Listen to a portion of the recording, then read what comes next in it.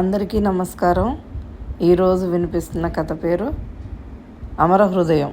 ఈ కథ రాసిన వారు ఎద్దనపూడి సులోచన రాణి గారు. ఇక కథ విందామా?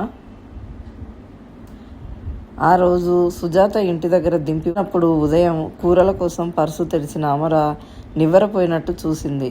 అందులో 100 రూపాయల బొత్తి ఉంది. ఇదేమిటి? సుజాత పొరపాటుగా ఐస్ క్రీం పార్లర్లోనో నగల షాపులోనో డబ్బు తన పర్సులో పెట్టేసిందా? అయ్యో, చూడనే లేదు. చేతికి తగిలిన డబ్బు మళ్ళా పర్సులో పెట్టేసి వెళ్ళి అర్జెంటుగా ఫోన్ చేయాలని ఆదుర్దా పడుతూ డబ్బు పెడుతుంటే పర్సులో తెల్ల కాగితం చూసింది. అది బిల్లు అయి ఉంటుందని తీసి చూసింది. అది బిల్లు కాదు. కాగితం మీద సుజాత స్వయదస్తూరితో ఇలా ఉంది: అమర, కోపగించుకోకు. ఈ డబ్బు ఉండని. హాస్టల్లో ఉండగా నీకు గుర్తుందా? నీ డబ్బు నా డబ్బు అనే భేదం వద్దు అనేదానివి. నాన్న నాకు పంపడం ఆలస్యమైతే మెస్ ఛార్జీలు, కాలేజీ ఫీజు ఎన్నిసార్లు నీ డబ్బు నాకు చెప్పకుండానే నువ్వు కట్టేశావు. స్నేహం అంటే చనువు, అధికారం, ప్రేమ, అధికారం ఇరువైపులా సమంగా ఉండాలి అని నాకు నువ్వే నేర్పావు. ఈ డబ్బు సైలెంట్గా నీ బ్యాగులో అదే చనువు, అదే ప్రేమతో పెడుతున్నాను. దయయుంచి వేరుగా అర్థం చేసుకోకు అమర, నీ సుజా. అమర పెదవి మునిపంటితో నొక్కిపెట్టింది. క్షణం ఆలోచించింది. తర్వాత ఆ ఉత్తరం డబ్బు జాగ్రత్తగా పర్సులో దాచి డ్రాయర్లో పెట్టింది. అమర ఆ రోజు సుజాత వచ్చినప్పటి నుంచి ఆ ప్రశంసతను అనునయంగా చెప్పి తిప్పి ఇవ్వడానికి చూస్తుంది. ఇంతలో అనుకోకుండా సుజాత మనసులోని బాధను పంచుకోవటం అయ్యింది. ఇద్దరూ టీ తాగారు. సుజాత మంచం మీద వెనక్కి వాలి దిండు తీసుకుని తల కింద పెట్టుకుంటూ, అమర, ఏమిటో కారణం చెప్పలేకపోతున్నాను. నాకు ఇక్కడికి వస్తే స్వర్గంలో హాయిగా ఉంటుంది.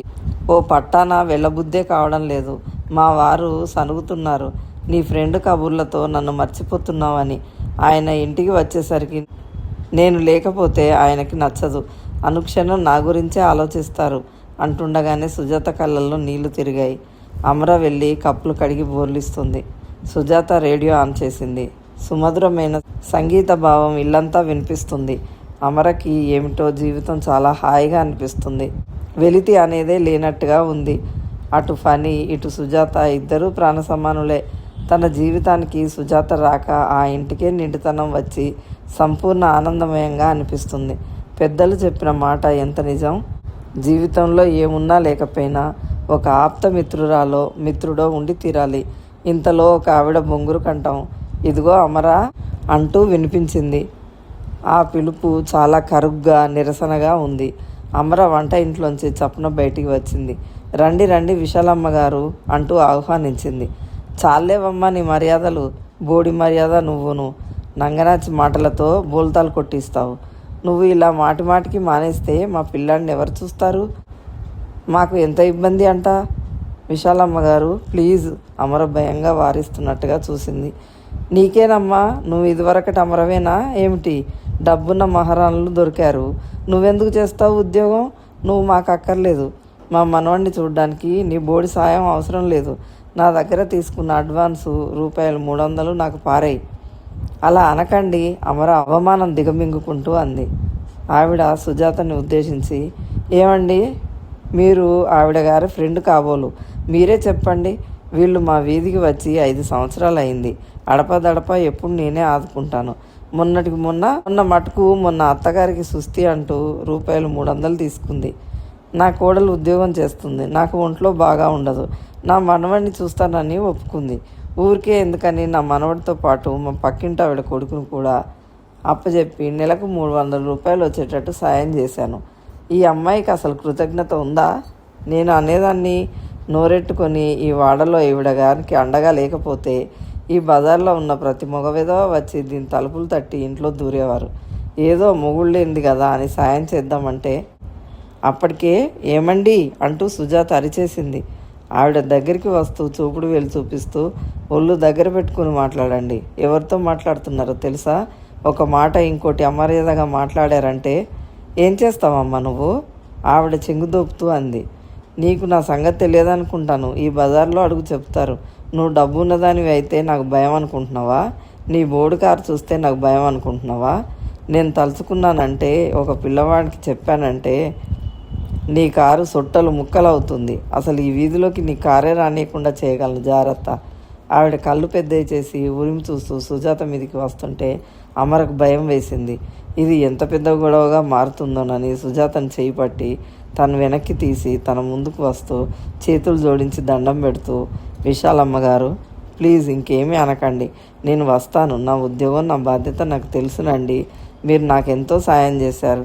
మిమ్మల్ని ఇబ్బంది పెడతానా అండి? మా అత్తగారికి ఒంట్లో బాగా లేకపోతే మానేసిన మాట నిజమే. మీకు చెప్పే మానాను కదండి. ఈరోజు మా ఫనీ అజంతా ఎల్లోరా ఎక్స్కర్షన్కి వెళ్ళాడండి. వాడిని పంపడానికి స్టేషన్కి వెళ్ళి వచ్చాను. రాగానే అసలు వద్దామని అనుకున్నానండి. ఇదిగో మా ఫ్రెండ్ వస్తే మాట్లాడుతున్నాను. చాలా సంవత్సరాల తర్వాత కలుసుకున్నామండి. అమర అంత నమ్రతగా చెప్పేసరికి ఆవిడ పూనకం దిగిన మనిషిలా కాస్త శాంతపడి మామూలుగా అయ్యింది. అలా అన్నావు, బాగుంది. నీ ఫ్రెండ్ వస్తే కాదంటానా? ఏం కాస్త మాట చెప్పి రావచ్చుగా. నీ ఫ్రెండ్ అంటే మాకు మాత్రం ఇష్టం ఉండదా? అంత డబ్బు గల ఆమె మన వీధిలోకి రావడమే మన అదృష్టం అని మా పక్కింటి ఆమెతో కూడా అన్నాను. నిన్ను ఈమెను మా ఇంటికి తీసుకురా అని చెప్పాను కదా. మన మహిళా మండలికి పిలుద్దాం అన్నానా లేదా? అవునండి అన్నారు, కానీ తనకి టైం లేదు, బిజీ ఉంది. అమర నసిగింది. టైం లేకపోవడం ఏమిటి? నువ్వు ఈ బజార్లో మా మధ్య ఉంటున్నావు. నీకోసం అయినా ఇవ్వడం మా క్లబ్కు వచ్చి తీరాలి. అలాగేనండి, వీలు చూసుకుని వస్తుందిలేండి. ఏం సుజా అని అడిగింది. అమర ముఖంలో ఆందోళనని గమనించిన సుజాత తను కూడా ఆవేశం పూర్తిగా తగ్గించుకుంది. తెచ్చిపెట్టుకున్న చిరునవ్వుతో, ఎందుకు రానమ్రా అంది. చూసారా, మీరు అనవసరంగా తొందరపడి మా ఫ్రెండ్ను నన్ను మాటలు అనేశారు. నేను మా ఫ్రెండ్కి చెప్పానండి, మీరు ఉండబట్టే ఈ బజార్లో నేను హాయిగా ఉంటున్నానని. తనే అడిగింది ఆవిడని ఒకసారి చూస్తానని. అయ్యో అలాగా, నేను చాలా తొందరపడిపోయి మాటలు అనేసానే అని ఆవిడ సుజాత చేయి పట్టుకొని, క్షమించమ్మా, ఏమిటో పెద్దదాన్ని, నాకు బీపీ ఉంది, కోపం వస్తే ఒళ్ళు తెలియదు.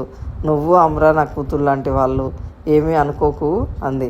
కొంచెం కాఫీ ఇస్తాను పిన్ని గారు అంది అమర. వద్దమ్మా, నీ ఇల్లు నా ఇల్లుగానే అనుకుంటాను. నాకేమో మాట, ఈ పిల్లల్ని చూడడం నువ్వు రాకపోతే నా వల్ల కాదు. ఆ బాధ పడలేకే వచ్చి అరిచాను. అమర, నువ్వంటే నాకెంత అభిమానం. ఆ మాటకి వస్తే నిన్న పక్క వీధిలో ఇల్లు క్షణాల మీద ఖాళీ చేయమని నీ చెంబు తపాలా ఇంటాయన గిరాటేస్తే ఇక్కడ మాకు తెలిసిన ఈ ఇంటామెకి చెప్పి నేనేగా ఇల్లు ఇప్పించాను అంది. మీ మేలు జన్మలో మర్చిపోనండి అంది అమర కృతజ్ఞతగా. వస్తాను, వీలు చూసుకుని మీ ఫ్రెండ్ను మా ఇంటికి తీసుకురా ఆవిడ ఆజ్ఞాపించినట్టు అని వెళ్ళిపోయింది. అమర గట్టిగా ఊపిరి పీల్చుకుని వదిలింది. సుజాత ఆవిడ వెళ్ళిన వైపే చూస్తూ, అమర, నీకు మీ అత్తగారు తల్లిలాగుంది. అత్తగారు బాధ లేదనుకున్నాను. అత్తగారు లేకపోవడం ఏమిటి? హిడమి లాంటి అత్తగారు ఉంది అంది. సుజాత ఇటు తిరిగేసరికి అమర మంచం మీద కూలబడి దోసుట్లో మొహం దించుకుంది. సుజాత వచ్చి పక్కన కూర్చుంది. భుజం మీద చేయి వేసి, అమర, ఆవిడ అన్నమాట నిజమేనా అంది. ఏది? పక్క వీధిలో ఉన్నప్పుడు నిన్ను ఇంటైన క్షణాల మీద ఇంట్లోంచి పొమ్మని సామాను బయట పడేయడం. నిజం అన్నట్టు తల ఊపింది. అమర తగ్గు స్వరంతో అంది. ఆవిడ అన్నం ప్రతి మాట నిజమే. ఇల్లు ఇప్పించింది. అప్పుడప్పుడు డబ్బు అప్పుగా సర్ది ఆదుకుంటుంది. అందరికీ సాయం చేస్తుంది. కానీ ఆవిడకి నోరు ఎక్కువ. ఈవిడ గురించి నాకేం చెప్పలేదేం? అమర మరింత తలదించుకుంది. సుజా, నా మీద అసహ్యం వేస్తుందా? అసహ్యమా? ఎందుకు? మనం ఆవిడ గురించి మాట్లాడుకోలేదు, కానీ ఆవిడ్ని శాంతపరచడం ఎలాగో తెలియక అలా అనేశాను. అదేమిటమరా, నాకు తెలియదా? లేకపోతే నీకు ఇంత సాయం చేసిన మనిషిని నేనే ఎదురెళ్ళి గౌరవంగా మాట్లాడి తీసుకువచ్చేదాన్ని. ఇంతలో దుర్గమ్మ కాళ్ళీడ్చుకుంటూ గోడ పట్టుకుని నడిచి వస్తూ భయంగా, అమరా, ఏమిటి? విశాలమ్మ అరుపులు వినిపించాయి అంది. ఏం లేదత్తయ్య అంది అమర లేస్తూ. ఏమైంది? నువ్వు ఇలా ఉన్నావేం? సుజా అయిపోయిందమ్మ వచ్చి అంది. ఓ అరగంట అయ్యిందండి అంది సుజాత. అమర లేచి వంటింట్లోకి వెళ్ళింది. సుజాత క్లుప్తంగా విశాలమ్మ ఎందుకు ఆరిచిందో చెప్పింది. ఆవిడ నోరు అంతేనమ్మా, సాయం చేస్తుంది నిజమే, కానీ ఎప్పుడూ ఆవిడ కాళ్ళ దగ్గర పడి ఉన్నట్టు బతకాలి అంటుంది. ఒకసారి ఆవిడ అమరను తిట్టే తిట్లు చూస్తే నాకే ఏడుపు వస్తుంది. అమరకి ఎంత ప్రయత్నించినా ఎక్కడ ఉద్యోగం దొరకలేదు.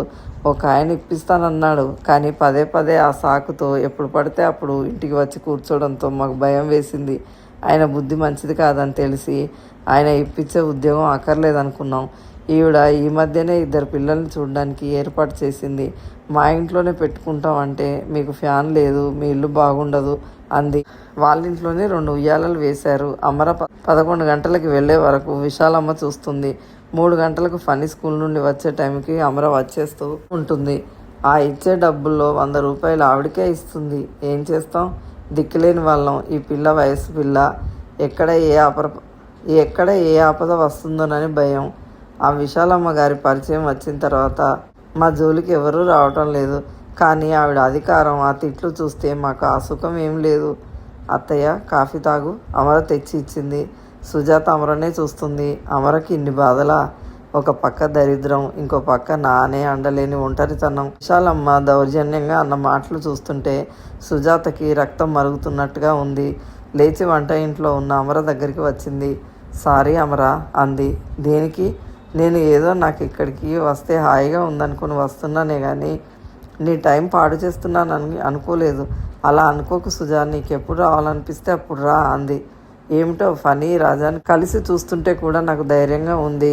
స్కూల్కు పంపిస్తే చెడు సాహసాల ప్రభావం పడుతుందోనని గాబరా. మా వారి ఫ్రెండ్ ఆంధ్రరావు గారి అబ్బాయి అంతే, రాజా వయసు వాడే. ఎలా అలవాటైందో కానీ అప్పుడే వాడికి సిగరెట్లు అలవాటు అయ్యింది. ఇంట్లో తండ్రికి జేబులోంచి, తల్లి పర్సులో నుంచి డబ్బులు పోతుంటే పనికుర్రాడి మీద అనుమానపడ్డారు. తీరా ఒకసారి తల్లి స్వయంగా తన కళ్ళతో చూసింది. ఆవిడ బాధ చెప్పలేను. మనం ఇంత సుఖపెట్టినా ఈ పిల్లలు ఇలా ఎందుకు తయారవుతున్నారండి అని మొత్తుకుంటుంది. వాడికి క్లాసులో ఇంకో పిల్లాడు స్నేహమట.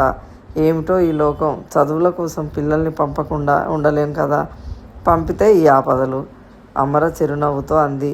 ఏమో సుజా, నాకు మా ఇంటి విషయాలే ఆదుర్దా తప్ప పని గురించి రవ్వంత కూడా లేదు. ఆ బాధలు నాకు తెలియనే తెలియవు. నేను గమనించాను, నువ్వు చాలా అదృష్టవంతురాలివి అమర అంది సుజాత. అమర పని ముగించుకొని వచ్చింది. నేను ఇక వెళ్తాను అమర అంది సుజాత. కూర్చో, పర్వాలేదులే అంది అమర. సుజాత టైం చూసుకుంది. ఆయన వచ్చే టైం అయింది, వెళ్తాను. సుజాత వెళ్తుంటే 1 నిమిషం అంది అమర. సుజాత ఆగింది. అమర పెట్టె తెరిచి కవర్ ఒకటి తీసి గబుక్న సుజాత చేతుల్లో పెట్టి చేతులు మూసింది. ఏమిటిది అంది సుజాత. ఇంటికి వెళ్ళిన తర్వాత చూసుకో. అమర బలవంతం చేస్తున్నా సుజాత వినకుండా కవర్ తెరిచింది. ఆ రోజు తను ఇచ్చిన డబ్బు కవరు ఉంది. అందులో ఉత్తరం కూడా ఉంది.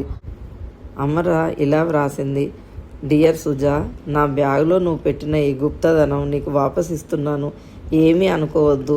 ఇప్పటికే నీకు తిరిగి ఇవ్వలేనంత ఆనందం నీ దగ్గర నుంచి ఆయాచితంగా పొందేశాను. నేను ఈ జన్మలో అది తిరిగి ఇవ్వలేనని నాకు తెలుసు. ఈ డబ్బు నేను తీసుకోలేను. నా అభిమానం నువ్వు అర్థం చేసుకొని నన్ను తిరిగి ఇచ్చినందుకు తప్పు పట్టకు సుజా. నువ్వు నాకు వెళ్ళలేని ధనం. ఎంత ధనం పూసి వెతికినా నీలాంటి స్నేహితురాలు ఈ ప్రపంచంలో ఎవరూ పొందలేరు. నువ్వు వచ్చి నాకు తెలిసిన పాత సుజాత లాగానే ఉండి నాకే చాలా సంతోషం పంచి ఇచ్చావు. నాకు ఆ సంపద చాలు.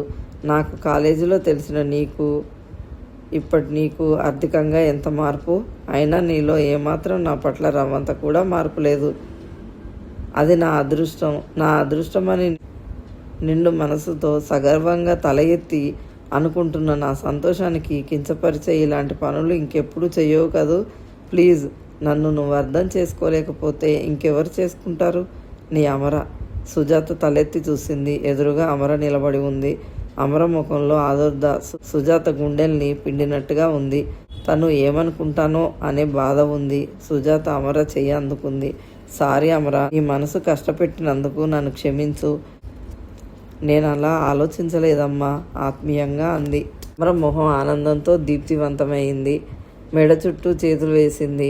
ఏం చెప్పలేదు, ఏం అనలేదు. అయినా సుజాతకు అర్థమైంది. తను వాదించకుండా కోపగించుకోకుండా ఉండటం వల్ల అమర మనసు ఎంతో తేలికపడింది. సుజాతకి తన తప్పు తెలిసి వచ్చింది. అమర చిన్నప్పుడు కూడా అంతే. ఊరికే ఎవరి దగ్గర ఏది తీసుకునేది కాదు.